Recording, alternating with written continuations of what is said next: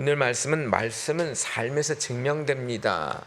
말씀은 삶에서 증명된다라는 얘기입니다. 여러분, 말씀은요, 읽는 책을 넘어서 살아내는 삶이라는 거죠. 여러분, 참 말씀은, 성경은 책으로서 굉장히 엄청난 참 좋은 책이죠. 물론 맞습니다. 그런데 이것은 그 말씀을 그대로 살아내야 하는, 우리에게 하나님이 주신 매뉴얼이요, 지침이며 약속이죠. 지난밤에 어떠셨습니까? 참 많이 덥죠. 피곤한 몸인데도 주님을 사랑해서 나오신 성도님들을 하나님께서 축복하여 줄 줄 믿습니다. 여러분, 우리는요, 우리들의 인생이라는 것은 살아가면서 곤고함과 불안함, 또한 불확실성, 이런 것들이, 또한 스스로의 무력감, 이런 것들 때문에 참 우리가 힘이 들죠. 열심히 살려고 하는데 왜 내 삶은 이럴까라고 하는 걱정도 찾아오기도 합니다. 오늘 본문은요, 그런 우리의 삶의 무게를 안고 살아가는 저와 여러분에게 하나님이 주시는 진정한 소망의 말씀입니다.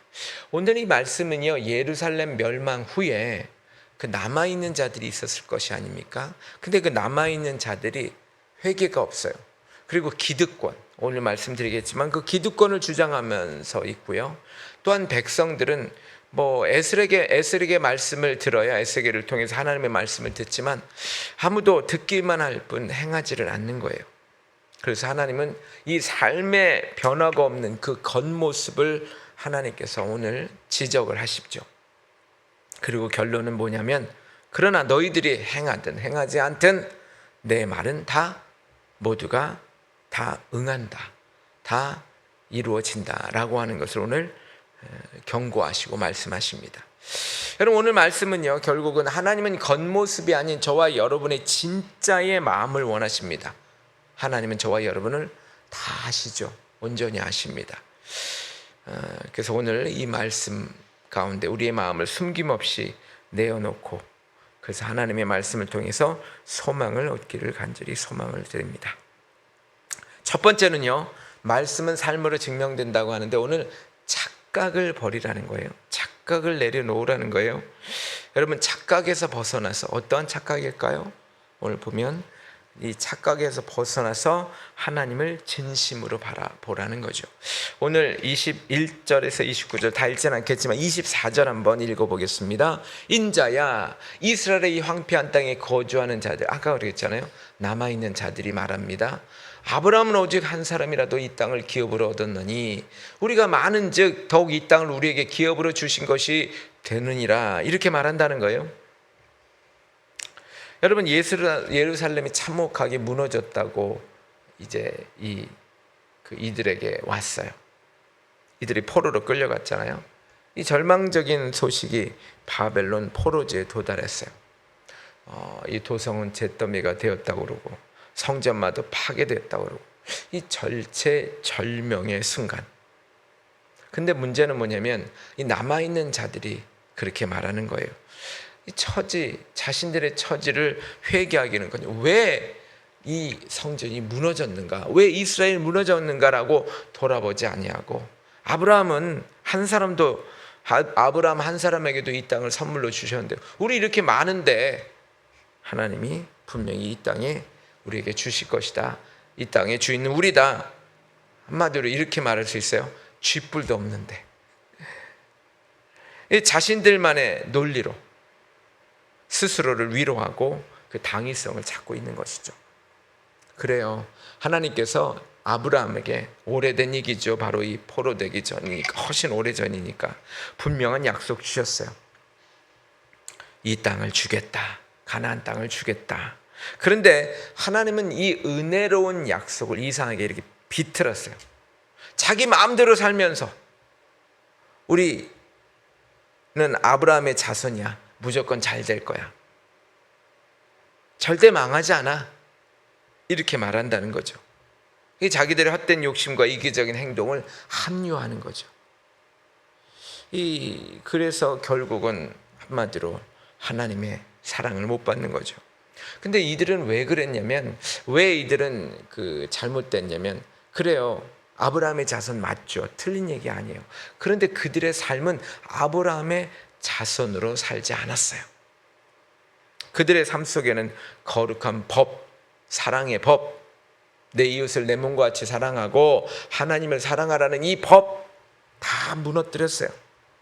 핏째 음식을 먹고, 율법에 핏째 음식 먹지 말라고 했잖아요. 그리고 우상을 바라봤어요. 그리고 이웃에게 불의를 행했어요. 오늘 성경에 보면은 남의 아내를, 그리고 또 억압을 일삼는 그러한 삶을 살고 있었던 것이죠. 거룩한 삶의 변화, 진실한 돌이킴 없었어요. 전혀 없었어요. 그저 아브라함의 자손, 이런 명분과 혈통만 붙들었어요. 그러면 하나님이 무조건 자신들을 지켜주실 것이다 라고 하는 거대한 착각이 있었던 것이죠. 여러분, 하나님께서는요, 그들의 그 형식적인 자만, 헛된 자만, 형식적인 신앙 날카롭게 오늘 지적하십니다. 하나님이 원하시는 것은 어떠한 그 단순한 신분 명목상의 어떠한 이러한 신앙이 아닙니다. 말씀 앞에 겸손히 자신의 삶을 돌이키면서 바로 회개하면서 하나님의 말씀대로 사는 것, 그것이 바로 하나님이 원하시는 것이죠. 이 명분만 남아버린 신앙, 그것은 결국 우리를 구원하거나 지켜줄 수 없다는 거죠. 지금으로 말하는 내가 이렇게 3대째 교회 다니는데, 내 아버지는 장로인데, 내 어머니는 권사인데, 나는 아브라함의 자손인데, 똑같은 것이죠. 여러분, 신약의 바리새인들이 그랬어요. 우리는 아브라함의 자손이야. 우리는 절대로 망하지 않아. 우리는 안전해. 그렇지만 하나님께서는요, 이들을 독사의 자식들아 했던 이 독사의 자식들아 했던 이 선지자의 말을 그대로 하시죠. 예수님의 열매 없는 나무는 결국 말라버린다고 우리 성경에 경고하고 있죠. 여러분, 이건 마치 이런 거예요. 아주 유명한 의사를 만났어요. 아프니까 만났겠죠. 그래서 처방을 해줘요. 약을 지어줘. 근데 주머니에 집어넣고 안 먹는 거예요. 이 뭘 먹어야지 치료될 거 아니에요.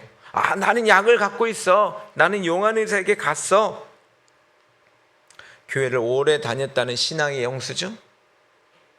나를 구원하는 것이 아니죠.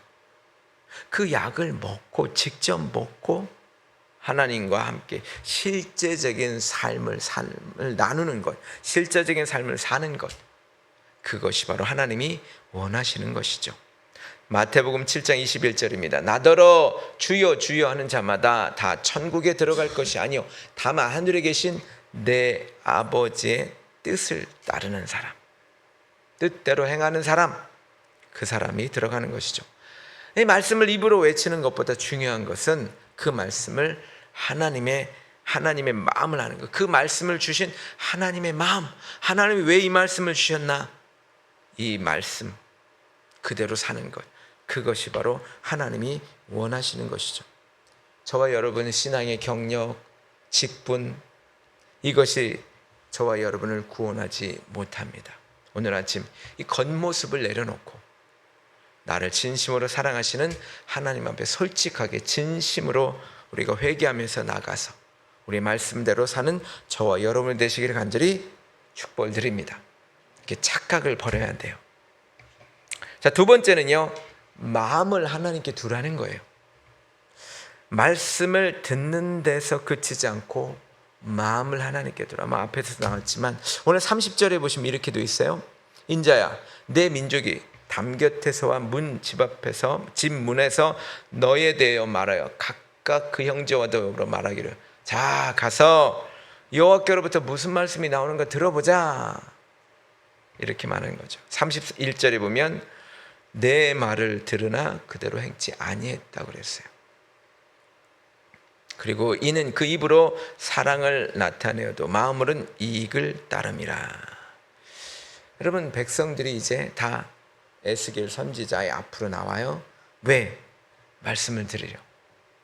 그 나와가지고 담벼락 밑에서도 이렇게 앉아있고 집 문 앞에서도 나와가지고 듣고, 자, 그렇게 듣는 거 참 나쁜 건 아닌 것 같아요.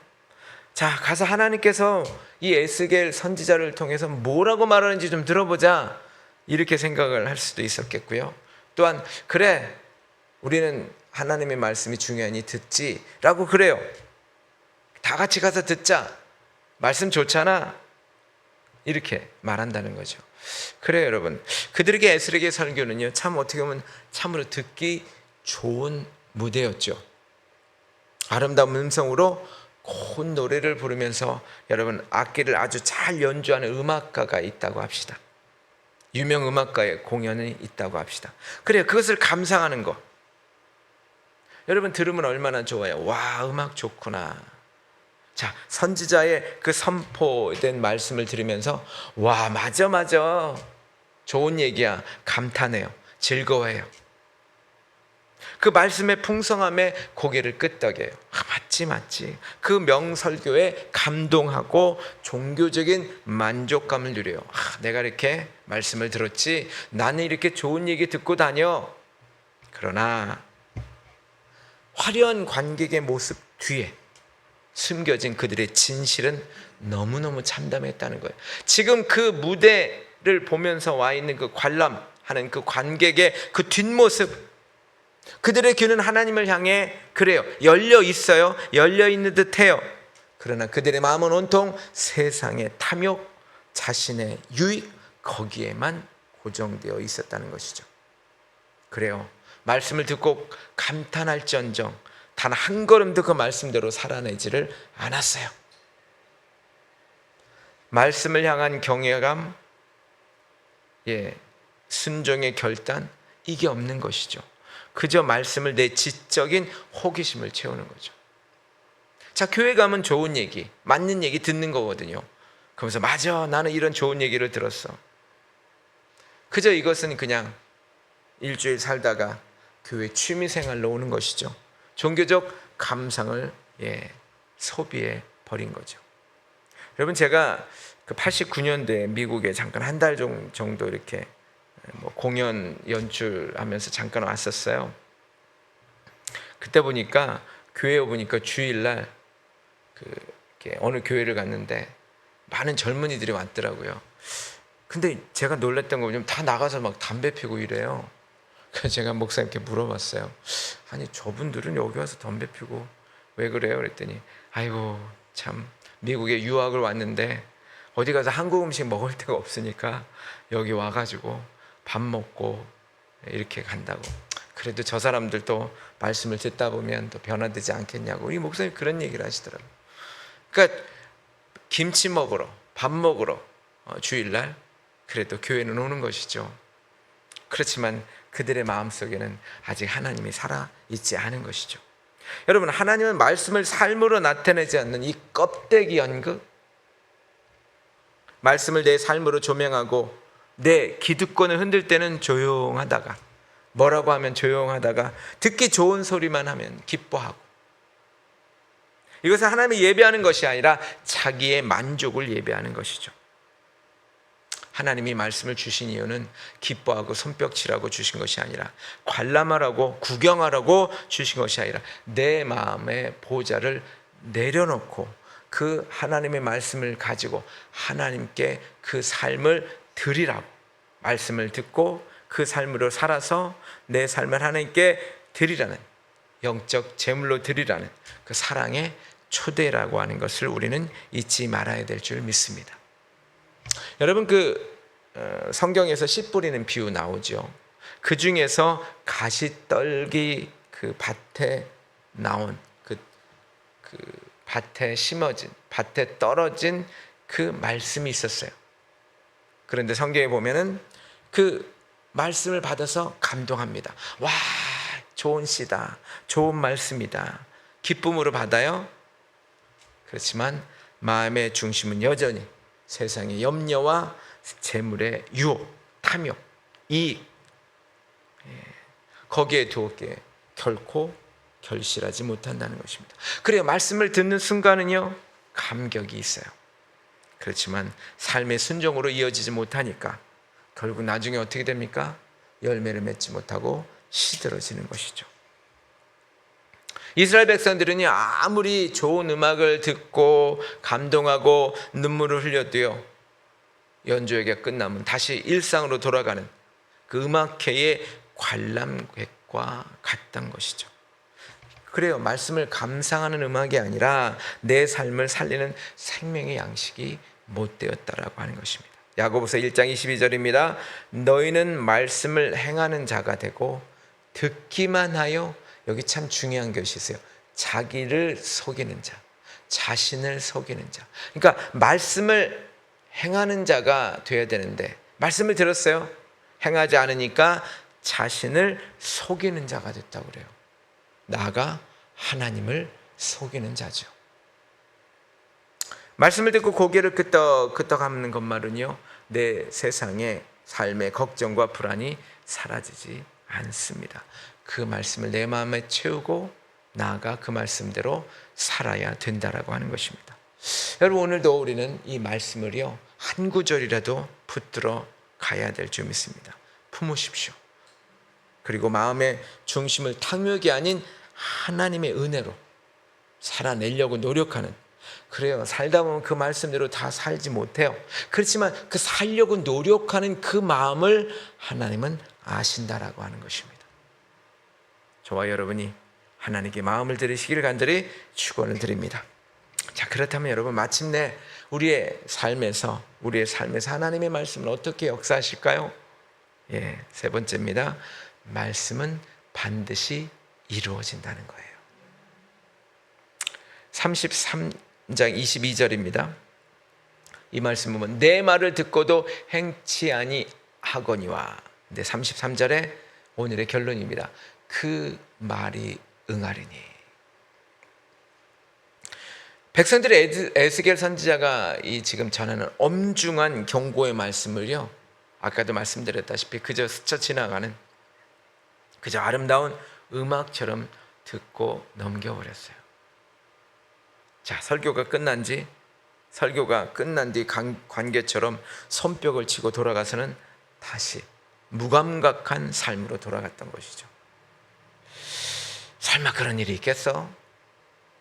에스겔 선지자가 이렇게 살면 여러분 망합니다. 여러분 왜 이렇게 사십니까? 왜 남의 아내를 건드리고 왜 남의 종들을 뭐라 합니까?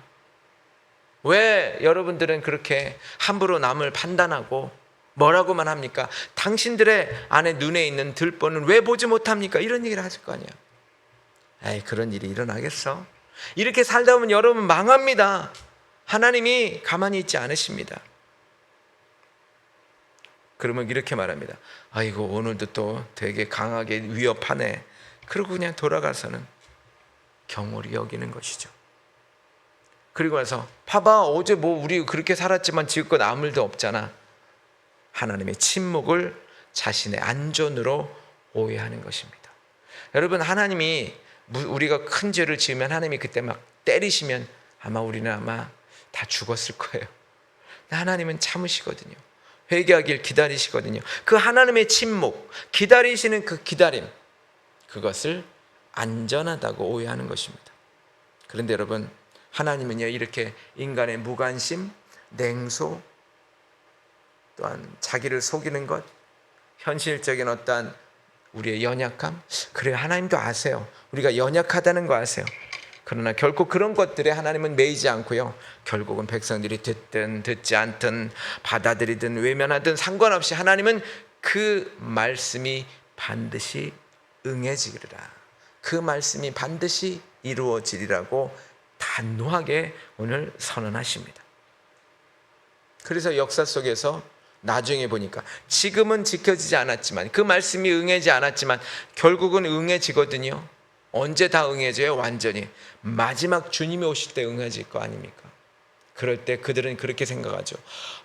그때 에스겔 선지자가 정말 맞는 얘기를 했구나. 그 에스겔 선지자가 정말 위대한 사람이었구나. 하나님의 약속을 반드시 이루어지는구나. 이것을 깨닫게 된다는 것이죠. 그렇습니다. 하나님의 말씀은요, 인간의 기분이나 어떤 반응에 따라 하나님 혼자 외치는 혼잣말 하시는 게 아니라는 것입니다. 땅에 떨어지지 않고 반드시 그 목적을 이루어내는, 한마디로 신실한 생명의 능력이자 하나님의 주권이라는 것이죠. 그렇습니다. 때로는 세상의 현실이 하나님의 말씀보다 더 강하게 느껴질 때가 있어요. 그리고 우리의 연약함이 하나님의 약속을 막아서는 것처럼 느껴질 때가 있죠. 교회는 힘이 없는 것 같고, 하나님의 말씀은 그저 그냥 성경 저 인간이 만든 어떤 책과 똑같이 생각되는 그러한 일이 느껴질 때가 있죠. 그렇지만 여러분, 인간의 계산과 한계를 넘어서 그 하나님의 입에서 나온 모든 말씀은 반드시 하나님이 성취해 내셨다는 거예요. 우리의 성경에서 역사적으로 보면 다 이루어졌어요. 예를 들어서 바벨론 망한다고 그랬잖아요. 망했어요. 성경에 보면 그대로 다 나와요. 근데 아직 하나 지켜지지 않은 게 있어요. 마지막 주님 오시는 그날이에요. 그거 하나 남았어요. 주님의 재림이죠. 성경을 쭉 보면 역사적으로 다 이루어졌다는 것 우리는 많이 알고 있다라고 하는 것입니다.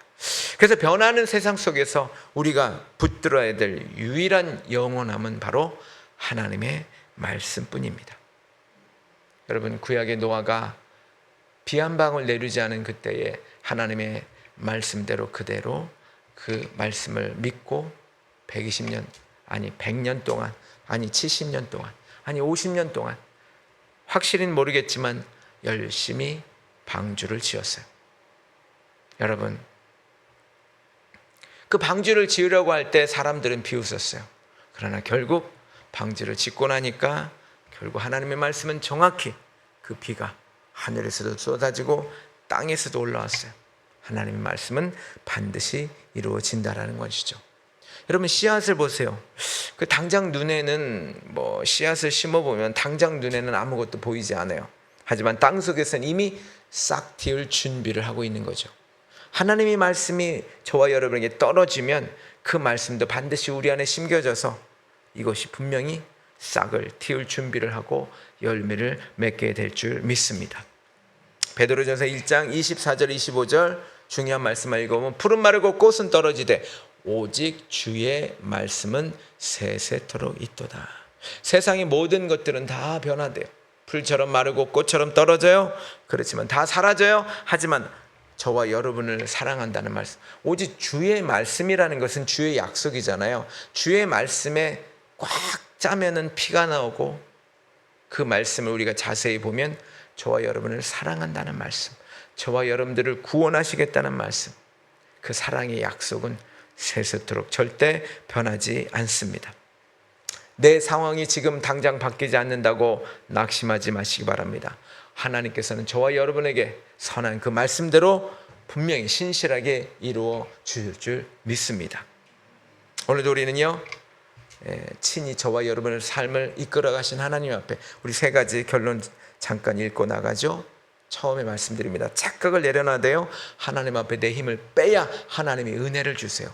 자, 오늘도 한 구절 품고 갑시다. 하나님이 주신 그 말씀, 그 구절을 읽고 말씀을 우리 마음에 묻어서 열매를 맺을 수 있도록 준비하시면서 그 말씀 기도로 가시기 바랍니다. 세 번째, 하나님을 바라보시는 것입니다. 문제보다 크신 하나님을 바라볼 때 참된 평안이 있다라고 하는 것입니다. 피곤하고 무거운 삶, 무게를 홀로 지지 마십시오. 하나님이 함께 하십니다. 이미 모든 것 다 아신 하나님께서 그 예수 그리스도의 은혜를 통해서 여러분과 함께 하실 줄 믿습니다. 오늘도 담대히 소망 가운데 담대히 승리하시길 간절히 축원을 드립니다.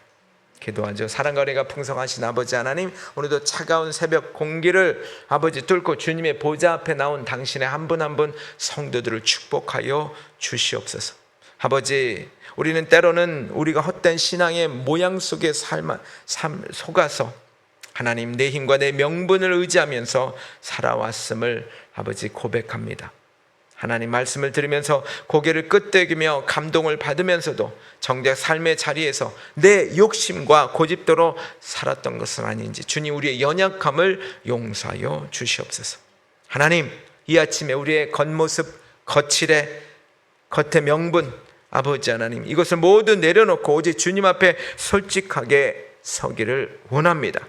오늘 들은 소망의 말씀 한 구절을 마음에 깊이 품게 하시고 세상의 불안과 피곤함 속에서도 우리를 결코 포기하지 않으시는 우리 신실하신 하나님을 다시 바라보게 하여 주옵소서.